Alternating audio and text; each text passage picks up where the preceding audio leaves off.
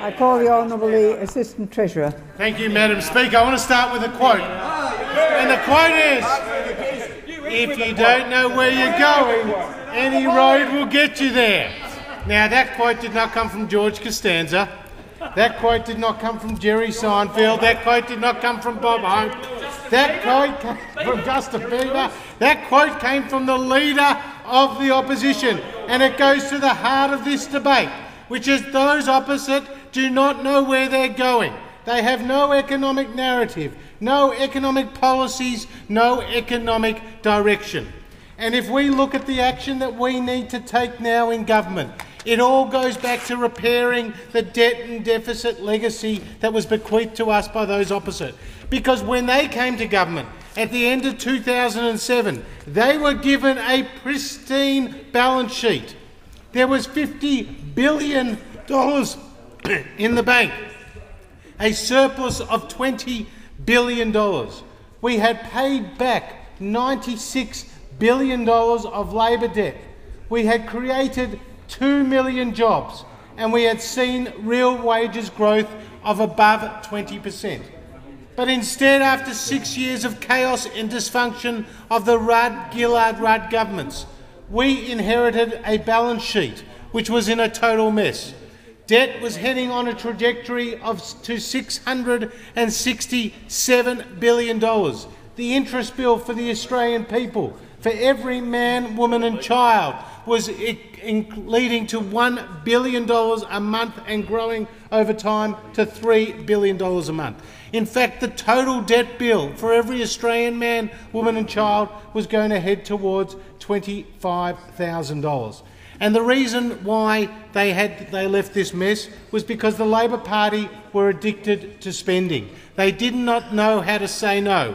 Even though income increased by 22% when Wayne Swan was the Treasurer, we actually saw income increase, but spending even grow faster.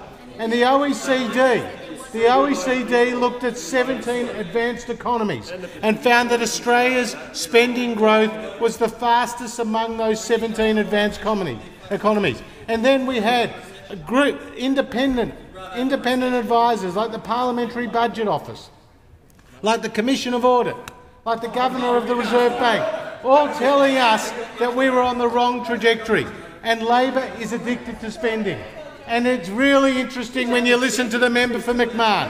The member for McMahon says in one of his interviews, "I agree and accept that the next election will be a choice, and it'll be much about the alternative vision that the Labor Party provides as to the failings of this government. The Australian people are over the magic pudding Santa Claus economics.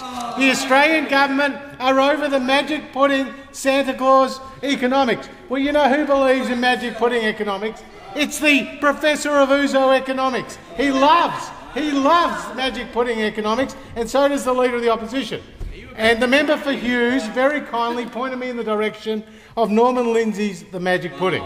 And I opened it up onto page 18, and it sums up Labor's economic policy. "My word," said Bill. "My word," said Bill.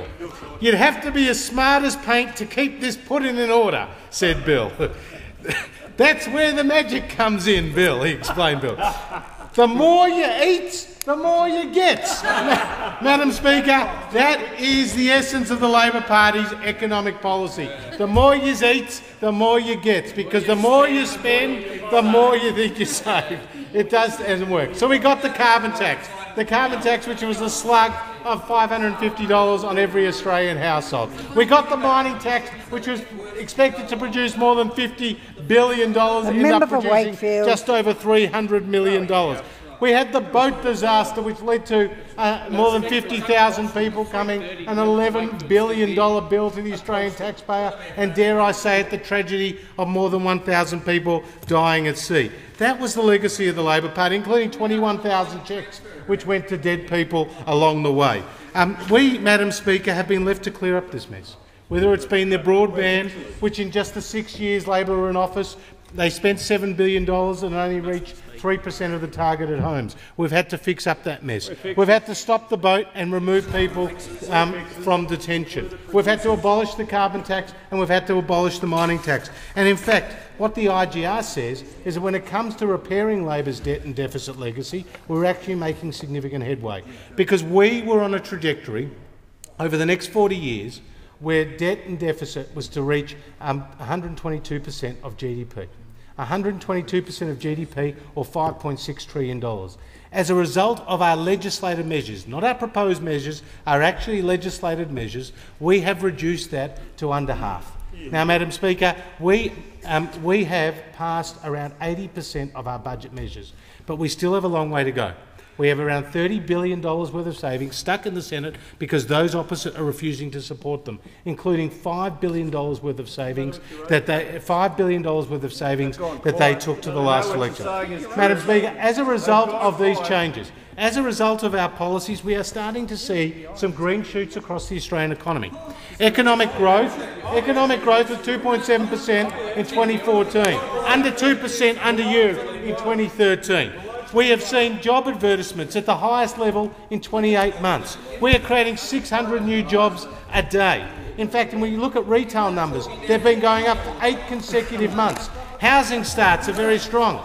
In New South Wales, we're seeing housing starts at the strongest that they've been for some time.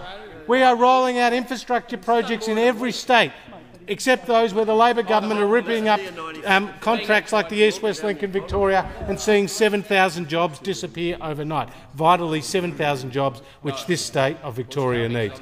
Madam Speaker, and today we had a very good policy announcement. Very good policy announcement to revert the cash grab of those opposite into unclaimed monies. When they went against all logic and put their hand into people's savings accounts and said that unclaimed monies would no longer be from inactive accounts after 7 years, but from inactive accounts after 3 years. Will we ever reverse that change made by the Labor Party, which was also a recommendation of David Murray's Financial Systems Inquiry? We're also putting better privacy provisions in place, and we're also excluding the children's accounts and accounts in foreign currencies from the unclaimed monies regime. And we're also today celebrating our 3rd repeal day, so successful as a means of reducing Labor's red tape. In fact, Labor gave us 21,000 additional regulations, and as a result of the measures on people on this side of the House, we have removed more than 50,000 pages from the statute books.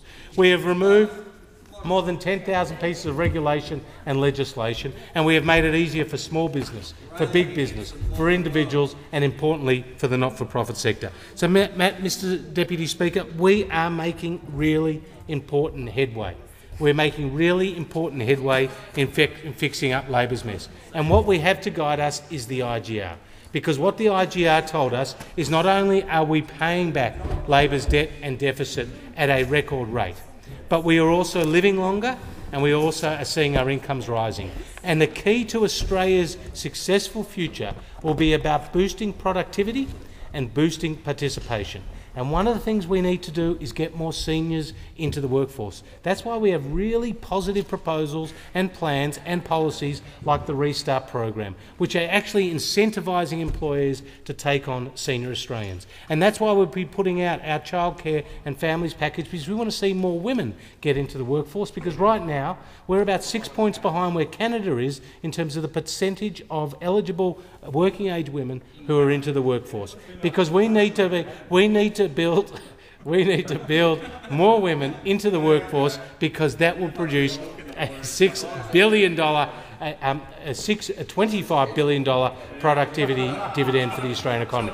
And, Madam Speaker, I'm over the other side of those who are heckling, and you know what? One thing I want to finish on this point: those who are heckling have long-term experience in the union movement, and if you want to know one way to boost productivity and growth in the Australian economy, it's about bringing back the Australian Building and Construction Commission. The Australian Building and Construction Commission was effectively the cop on the beat, and if we are able to bring back the ABCC, it will lead to a $6 billion annual productivity dividend for the Australian economy, and it will see more jobs created. So, Mr Deputy Speaker, I just want to say this motion led by the member for McMahon, he's actually doing it against all the evidence of our successful policies that we have put in place, paying back Labor's debt, on the road back to surplus and on the road to a stronger Australian economy.